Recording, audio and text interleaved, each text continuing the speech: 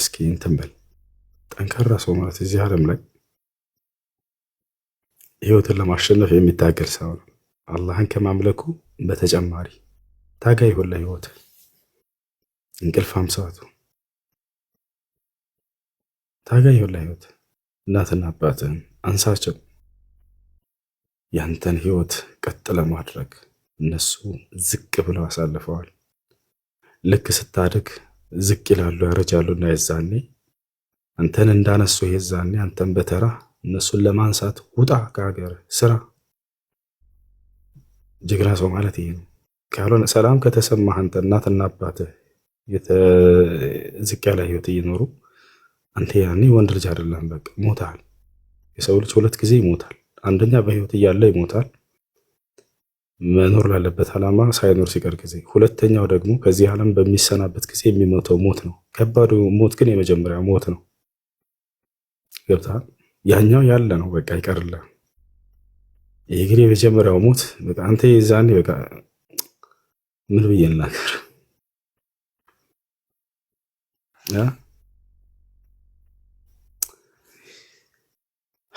አባታችን አደም ዓለይሂ ሰላም ገና ከሰው ልጆች ታሪክ እስኪ እንመለስ። ምን እንዳለው አላህ ስብሐነ ወተዓላ ተመልከቱ። አንተ አደም ሆይ ያለው ፈቁልና ያ አደም ኢነ ሃዛ ዐዱውን ለከ ወሊዘውጅከ ፈላ ዩኽሪጀነኩማ ሚነል ጀነቲ ፈተሽቃ። የሚገርም ንግግር። ሁሌህን ቁርአን ባየህ ቁጥር ወንድ ልጅ መስራትና ቤተሰቡን መቻል ማስተዳደር እንዳለበት የሚገልጽ የሆነ አንቀጽ ነው። አንተ አደም ሆይ ያለው አላህ ወደ ጀነት ሲያስገባው ብላ ጠጣ እንደፈለክ ካለው በኋላ በጀነት ውስጥ ኢነ ሃዛ ዐዱውን ለከ ወሊዘውጅከ፣ ይህ ሰይጣን ለአንተና ለሚስትህ ጠላታችሁ ነውና ፈላ ዩኽሪጀነኩማ ሚነል ጀነቲ ፈተሽቃ፣ አደራ ከገነት እንድትወጡ እንዳያደርጋችሁ፣ ከወጣችሁም አንተ ትደክማለህ ትለፋለህና አለው። በጀነት ሁሉ በእጃቸው ሁሉ በደጃቸው ነው። አደምም ሐዋም አይደክሙም አይለፉም፣ ሁሉ ጸጋ እንደፈለቁ ነው። ከዚህ ከወጣህ ወደ ምድር ከወረድክ ግን እርሷ ላይ ሳይሆን ልፋትና ድካም በአንተ ላይ ብቻ ይሆናል አለው። እርሷ ምንም የለባትም ሴት ልጅ፣ አንተ ትለፋለህ ትደክማለህ በቃ አለው። ጥረህ ግረህ ሚስትህን የማስተዳደር ኃላፊነት አንተ ትወስዳታለህ አለው። ገና ጀነት ሲያስገባ ነው የሚነገረው። ከዚያም አደም ወደ ምድር ሲመጣ ጊዜ ሰርቶ ለፍቶ ደክሞ የማስተዳደር ኃላፊነት ራሱ ወሰደ። ዛሬ ላይ ግን ስርዓቱ ተቀየረ። በጣም የሚያሳዝነው ሴቶች ወጥተው ከሀገር ተሳደው ለፍተው ደክመው ገንዘብ ያመጣሉ። ወንድ ልጅ ቁጭ ብሎ ይቀበላል። ያንን ላኪን የት ነው ያስገባሽው? የወሩ ደሞዝ ይላታል። እግርና እግሩ እንደዚህ ሰቅሎ ምናምን ወንበር ላይ ሚስት እኮ ልክ ያለው ሳውዲ ይላል። ሚስት ልክ ያለ ሳውዲ ላኪው እንጂ ብሩን ይላል። የት አስገባሽው አንቺ? ብዙ አመታቶቿን በዛው ትቀጥላለች። ከዚያ ልክ ስትመጣ ጊዜ በራሷ ገንዘብ ሌላ ሰው ምናልባት አግብቶባት ምናምን ይጠብቃታል። ሌላ ትኩሳት እንደገና። ልክ ስትመጣ ጊዜ ለፍታ ደክማ የሰራቻትን ቤት ካልተካፈልኩሽ ይላታል። አሁን እሷ አካፍለኝ ብሏት አካፍያለሁ እያለች ነው። እዛ የሰው ፊት ገርፏት ምናምን ሰርታ ያመጣቸውን ገንዘብ እዚህ ወንድሟ በልቷት በቃ ምንም ማድረግ አልችልም እኔ እንትን ብያለሁ ብሎ ይጠብቃታል። እንደገና ሌላ አመታቶችን ሄዳ ተመልሳ እኔ አለመጨለላቸው በጣም ይገርመኛል። ጠንካራ ናቸው ወላሂ ላዚም። አስቡት ህይወትን ለማሸነፍ ብለህ ወጥተህ የቤተሰቦችን ህይወት እያገዛችሁ እንደገና ለራሴ የሚሆነኝን ገንዘብ አስቀምጫለሁኝ ብለው ልክ ሲመጡ ጊዜ ባዶ ሆኖ ሲያገኙት ጊዜ እንደገና ያን ሁሉ እያነጎደቸው አመታት እንደገና ተመልሳ ለመስራት እንደውም ይሄዳሉ። ይሄንን ሁሉ እንትን ህመማቸውን ቻል አድርገው አንተ እኮ ነህ ወጥተህ እህትህን ልታስተዳድራት የሚገባው። እንዲህ እህትህ ለምን ትወጣለች? አንተ ውጣ እንጂ የእሷን ህይወት አስተካክል እንጂ። እኔ የዛኔ ወደ ዱባይ ከመሄድ በፊት ወላሂ ውስጤ ሰላም አይሰማም ነበር። እስከ መቼ ነው የምቀመጠው? ለእናትና አባቴ እኔ ወጥቼ እንትን ካላልኳቸው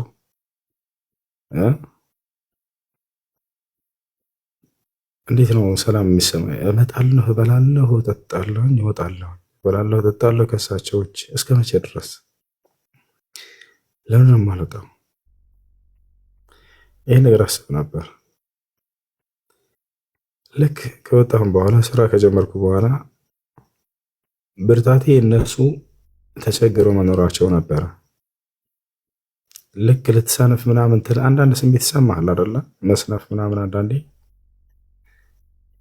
እናትና አባቴ በምን ሁኔታ ላይ ነው ያሉት? ለእኔ የከፈሉት መስዋዕት ያኮ ብድር ነው በእኔ ላይ ብዬ አስባለሁ። ልትከፍሉት የማትችሉት ትልቅ ብድር የእናትህና አባትህ ብድር ነው። ገብቶሃል? ያንን ስታስታውሱ ጊዜ ብርታት ይጨምርላቸዋል። ለምንድን ነው የምሄደው? ልመለስ እና አንዳንድ ያስበውና ልክ ልወስን ስል በቃ ያንን እንትን ይላል። ጠንካራውን አንተን ከፍ ለማድረግ መስዋዕት የከፈሉ እናትና አባትህን ውጣና እነሱ በሚወድቁ ጊዜ ከፍ አድርጋቸው፣ አንሳቸው። የዚያም ትልቁ ስኬት አምላክህን አላህን ከማምለክ በመቀጠል ያንተን ህይወት ለማቅናት መስዋዕት የከፈሉ ወላጆችህን የእነርሱን ህይወት ማቅናት ይወጣል። ሂድና ሞት መጥቶ ሳይቀድምህና ሳይነጥቀህ በፊት እናትና አባትህን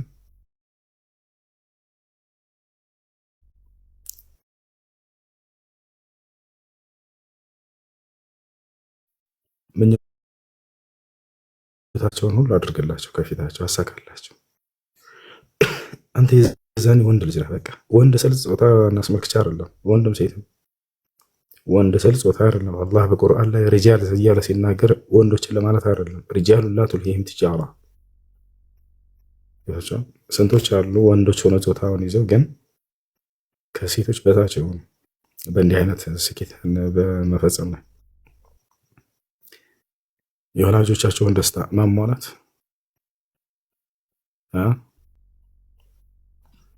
ትልቁ በቃ እንትን ነው። እዚህ ዓለም ላይ ትልቁ ስኬት ነው። እሱ ነው እኮ ነቢያችን ሰለላሁ ዐለይሂ ወሰለም ሪደላሂ ፊ ሪደል ዋሊደይን ወሰኸጡላሂ ፊ ሰኸጢል ዋሊደይን አሉ። የአላህ ውዴታ የሚገኘው በወላጆች ውዴታ ውስጥ ነው። የአላህ ቁጣ የሚገኘው በወላጆች ቁጣ ውስጥ ነው። ምን ማለት ነው? ወላጆቻችሁን ስታስደስቱ ጊዜ የአላህ ሱብሓነሁ ወተዓላ መደሰት በእናንተ ላይ ይመጣል። ወላጆቻቸውን ስታስከፋቸው ጊዜ አላህ በእናንተ ላይ ይከፋባቸዋል።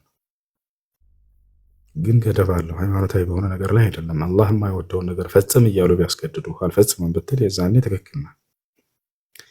ነገር ግን እነርሱ ምድራዊ ህይወታቸውን ከሃይማኖት ጋር በማያያዝ ነገር የዛኔ ምድራዊ ህይወታቸውን አሳካላቸው። የሚፈልጉትን ነገር ምን ትፈልጋለሽ እናቴ ብለህ የምትጠይቅበት ደረጃ ላይ ድረስ ተነስና አትተኛ፣ ተንቀላፍ፣ ተነስ። ነቢ ሰለላሁ ዐለይሂ ወሰለም ስለችው ሳይወዱም ነበር፣ ሰነፍ ሳይወዱም ነበር። ነቢያቶች ሰርተው እንደሚተዳደሩ ይነግሩናል። ነቢ ሰለላሁ ዐለይሂ ወሰለም ለምን ተመልከቱ። ካነ ዘከሪያ ዐለይሂ ሰላም ነጃርን አሉ። ነቢ ሰለላሁ ዐለይሂ ወሰለም ዘከሪያ አናጺ ነበር አሉ። አናጺ ነበር አሉ። ምን ለማለት ፈልገው ነው? ሰርቶ የሚበላ ነው እና ሰርታቸው ብሉ እያሉ ነው። ውጣና ስራ፣ እናትና አባትህን አገልግላቸው። እህትህን ወደ ስደት እንዳትሄድ አንተ ቀድመህ ተሰደድና የእሷን ክፍተቶች ሙላ። ወንድ ልጅ ማለት የቤተሰቦች ክብር የጠበቀ ሰው ነው። ማለት እነርሱ የሰው እጅ እንዳያዩብህ አንተ ወንድ ልጅ ነህ። ወደ ሰው እንጀራ ከትብለው እንዳይመለከቱ የሰው እጅ እንዳያዩ አንተ በህይወት እያለ ካልሆነ አንተ ወንድ አይደለም።